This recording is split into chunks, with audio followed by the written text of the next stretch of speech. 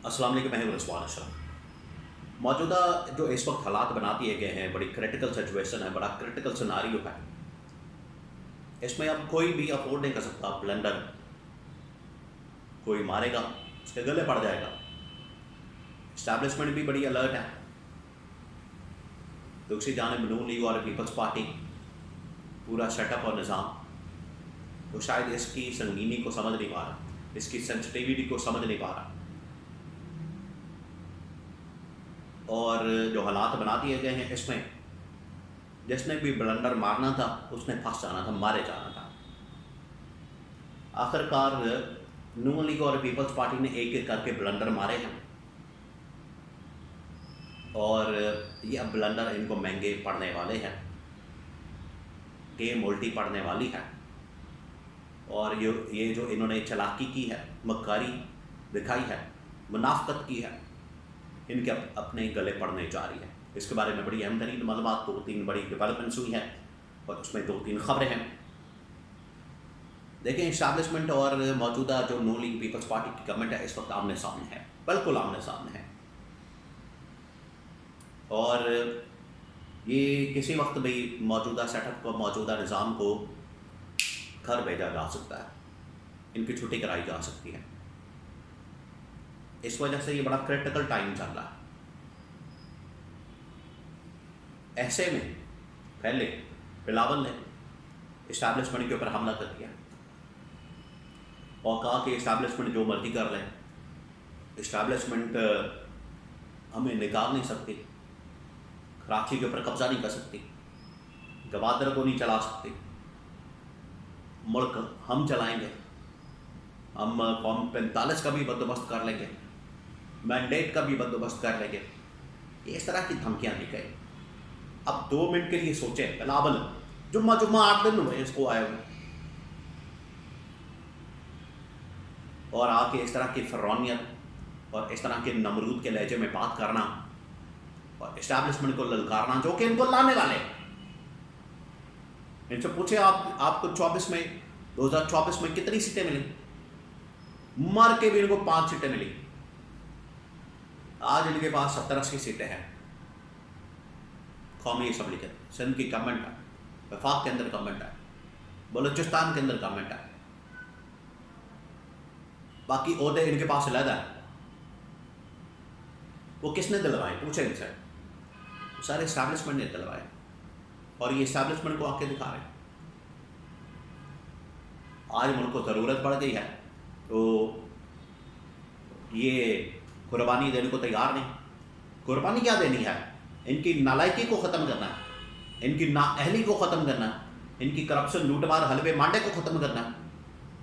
तो पिछले 15 सालों के अंदर मुल्क का बड़ा फ़र्क किया गया 18वीं तरमीम की वजह से, उसको ख़त्म करना, उसको ख़त्म ना किया जाए। मुंह नहीं देखते रहना यहाँ पर बैठ के कि पाकिस्तान तबाह हो रहा है, बर्बाद हो रहा है और इनका मुंह देखा जाए। तो ये बिलावल जाके वहाँ पर जुम्मा 8 दिन हुए अपने नानी की, अपनी माँ की सियासत को लेकर आगे चल रहा है और सारी ज़िंदगी आपकी इस्टेब्लिशमेंट की गोद में, सियासत में, गोद में बैठ कर आप लोगों ने सियासत की है। जुल्फ़िकार अली भुट्टो से लेकर और आज तक आसिफ अली जरदारी और बेनज़ीर। कोई एक ऐसा दिन बता दें, कोई एक ऐसी गवर्नमेंट बता दें जो कि इस्टेब्लिशमेंट के बगैर आपने हासिल की, इस्टेब्लिशमेंट की सपोर्ट के बगैर आपने गुजारा। ये जाली बातें, जमहूरियत और जमहूरियत, ये ड्रामेबाजियाँ अब लोगों के सामने खुल चुकी है। ये अब 1985 का ज़माना नहीं है, 1988 का ज़माना नहीं है, ये 2026 है। दूसरा, नवाज शरीफ, ये इनका इनकलाबी बनना भी आपके सामने आ गया है। ये पीपल्स पार्टी वालों का, बिलावल का, जरदारी का। अब नवाज शरीफ इनकलाबी, एक बार फिर उसके अंदर वो कीड़ा जागा, यहाँ से उसको भेजा गया। मरीम नवाज की आजकल वो पता है आपको, मेजर सर्जरी हुई है, पता नहीं कौन सी सर्जरी हुई है, तो नवाज शरीफ को भेजा गया। नवाज शरीफ वही आगे से कबूतरबाजी करने वाला, कबूतर उड़ाने वाला। भाई आपके अगर कबूतर उड़ा के मुकदमात ख़त्म कर दिया गए हैं, NRO दे दिया गया है, आपने डील कर ली है, मुकमका कर लिया है, आपको सब कुछ मिल गया है, तो बस चुप करके बैठ जाए। 50 साल की सियासत आपने जो की, उसमें आज आपकी सियासत का अंजाम ये हुआ कि एक हल्का निकालना आपके लिए मुश्किल हो गया।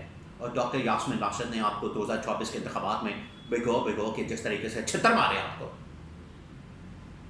लेकिन नहीं, नवाज शरीफ का दिमाग आपको पता है 2017 के अंदर फंसा हुआ गजनी बन गया वो, और 2017 के अंदर फंसा हुआ उधर जाके गिलगित के अंदर वही तकरीर, वही बातें, मुझे क्यों निकाला। आपको अगर निकाला है सिस्टम से, तो फिर आपको सिस्टम में डाला भी है। फिर मुझे क्यों निकाला नहीं, आप अपनी मर्जी से डील करके मुल्क से गए, तब आप कहते हैं मुझे क्यों निकाला। जहां पर आपका फायदा होता है, जहां पर आपका मफाद होता है, मुल्क से क्यों निकाला, आप ये कहते हैं। वहां आप खुशी खुशी जहाज के अंदर बैठ के और कतर एयरवेज एयर होस्टों के साथ वो फल और वहाँ पर फल फ्रूट खाते हुए आप ऐसे फ्लाइट लेके निकल जाते हैं 50 रुपये कस्टम के ऊपर, तब आप कहते हैं मुझे क्यों निकाला।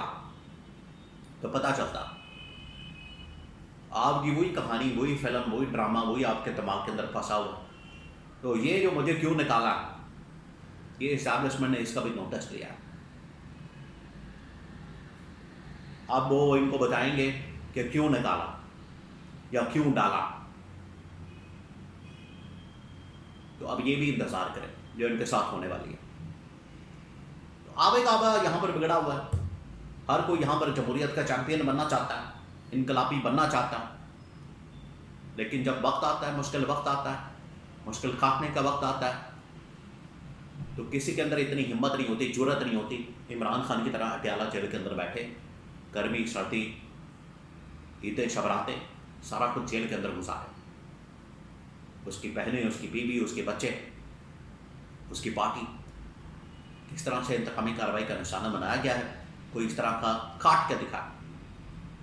ये जाएंगे जेल में 2 दिन, इनके गुर्दे फेफड़े सब कुछ फेल हो जाएगा, और अस्पताल से फिर लंदन और या दुबई ये भाग जाएंगे।